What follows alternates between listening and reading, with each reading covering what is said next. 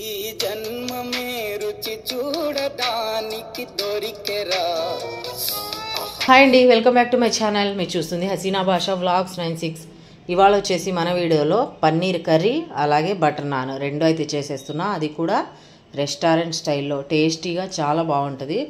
ఒకసారి మీరు కూడా ట్రై చేయండి. ఈ వీడియో స్కిప్ చేయకుండా చూడండి, అప్పుడే మీకు కర్రీ ఎలా చేయాలి ఏంటి అనేది అర్థమైపోద్ది. ఇక్కడ వచ్చేసి నేను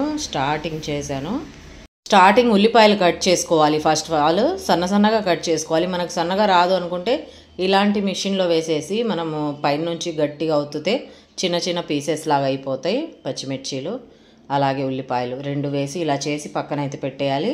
వెమ్మటే టమాటాలు కూడా మిక్సీలో వేసేస్తున్నా నేను, బాగా గుజ్జు రావటానికి. ఇక్కడ వచ్చేసి మిక్సీ పట్టేస్తున్నా చూడండి. మిక్సీ పట్టాక నెక్స్ట్ ప్రాసెస్ చూసేద్దాం. టమాటాలు, మిర్చి, టమాటా అలాగే ఉల్లిపాయలు అన్నీ రెడీ అయిపోయాయి. అన్నీ సైడ్ పెట్టుకొని ఇక్కడ వచ్చేసి ప్యాన్ పెట్టేసి జీలకర్ర వేసాను. మెయిన్గా జీలకర్ర వేసుకోవాలి దీంట్లో, చాలా బాగుంటుంది. పన్నీర్ కర్రీ అంటే జీలకర్ర కంపల్సరీ. ఉల్లిపాయలు బాగా ఫ్రై అయిపోవాలి. ఈ సన్న ఉల్లిపాయలు కాబట్టి బాగా ఫ్రై అయిపోతాయి తొందరగా. ఉల్లిపాయలు తొందరగా ఫ్రై అవ్వాలంటే ఏం చేయాలి, కొద్దిగా సాల్ట్ వేసుకోవాలి. ఎప్పుడైనా తొందరగా మనకు కావాలి అన్నప్పుడు టైం ఉంటే లైట్గా ఫ్రై చేసేసుకోవచ్చు.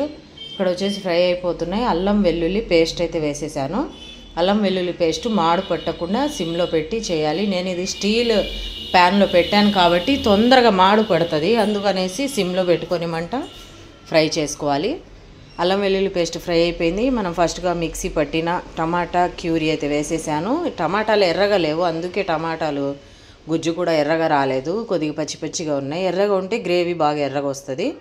అది బాగా ఫ్రై అయ్యేటప్పుడు ఉప్పు, పసుపు, కారం అలాగే ధనియాల పొడి వేసేసి బాగా మగ్గనిచ్చాక ఆయిల్ అంతా ఇలా పైకి తేలింది చూడండి. వాటర్ కూడా నేను వేయలేదు, టమాటాలో గుజ్జే వచ్చింది. అందులోనే చికెన్ మసాలా కూడా వేసేసాను. మనం ఫస్ట్గా కట్ చేసి పెట్టుకున్న పన్నీర్ అయితే వేసేసాను. అందులోనే కొద్దిగా కొత్తిమీర. పన్నీర్ సపరేట్గా ఫ్రై చేసుకోవచ్చు, ఇంకెందుకులే అని చెప్పి అలాగే వేసాను డైరెక్ట్గా. ఇలా కూడా బాగుంటుంది. వేసేసి బాగా కలుపుకుంటూ కొద్దిగా సిమ్లో పెట్టుకొని కొద్దిగా ముక్కలు కదలకుండా, అంటే ఎక్కువ కదిలిస్తే ముక్కలు విరిగిపోతాయి. అంతే, ఈ ప్రాసెస్ చాలా ఈజీ. కర్రీ చూడండి ఆల్మోస్ట్ రెడీ అయిపోయింది. ఇది బాగా ఉడకాలి, ఇంకా వాటర్ కావాలంటే ఇప్పుడే వేసేసుకోవాలి. నేను ఆల్రెడీ వేసాను. కర్రీ ఉడికిపోయింది.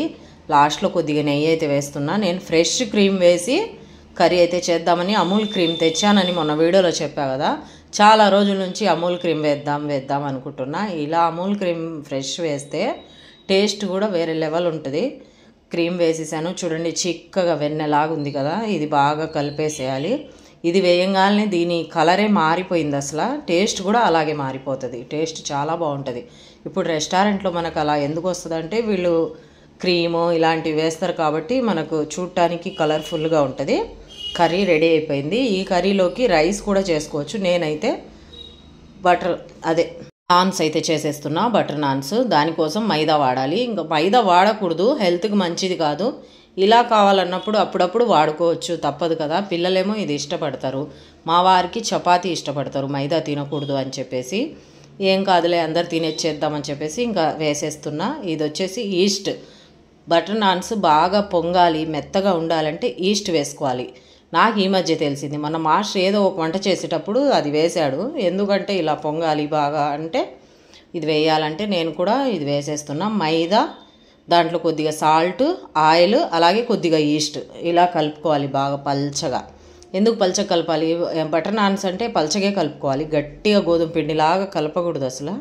పిండి అయితే 5 నిమిషాల్లో కలిపేసి పక్కనైతే పెట్టేసుకొని, ఇది కావాలంటే గార్లిక్ బటర్ నాన్ కూడా చేసుకోవచ్చు. అది ఇంకో వీడియోలో మీరు కామెంట్ చేస్తే చూపిస్తాను. ఇక్కడ వచ్చేసి బటర్ నాన్స్కి పిండి అయితే కలిపి పక్కన పెట్టేశాను. ఒక 10 నిమిషాలకి చూడండి ఎలా పొంగి బాగా మెత్తగా తూదుల్లాగా ఉన్నాయి ఉండలు. కొద్ది చిన్న ఉంటలు అయితే చేశాను. ఇంకా బటర్ నాన్ అంటే వాళ్ళు చేసే మోడల్లోనే పొడవుగా రావాలని ఏం లేదు, రౌండ్గా చేసేసుకోవచ్చు. ప్యాన్ అయితే పెట్టేసి మనకు చపాతీ చేసుకుండే అది చెక్క పెట్టేసి దాని మీద మనం తీసుకొని పిండి కొద్దిగా పెట్టి ఇలా రౌండ్ షేప్లో అయినా పొడవుగా అయినా ఎలాగైనా చేసేసుకొని ప్యాన్ మీద అయితే వేసేసుకోవాలి. ఇది కొద్దిగా పల్చగా ఉంది కాబట్టి నేను సాదే దానికి కర్రకి అతుక్కుంటుంది పిండి, అందుకనేసి కొద్దిగా పొడి పిండి ఎక్కువ వేసాను. వేసి ఇలా చేసేసి ప్యాన్లో వేసి ఇంకా ఆయిల్ వేసుకోనో నెయ్యి వేసుకోనో బటర్ వేసుకోనో ఎలాగైనా ఫ్రై చేసేసుకోవచ్చు. బటర్ నాన్స్ అయితే రెడీ అయిపోతాయి. నేను ఒక 7 బటర్ నాన్స్ చేశాను, కర్రీ రెడీ అయిపోయింది. ఆ 7లో కూడా మా ఇంట్లో తినేది 4, ఇంకా 3 మిగిలిపోతాయి. అందుకే అక్కడికక్కడే చేసినా, ఎంత తక్కువ చేసినా మిగులుతానే ఉంటుంది.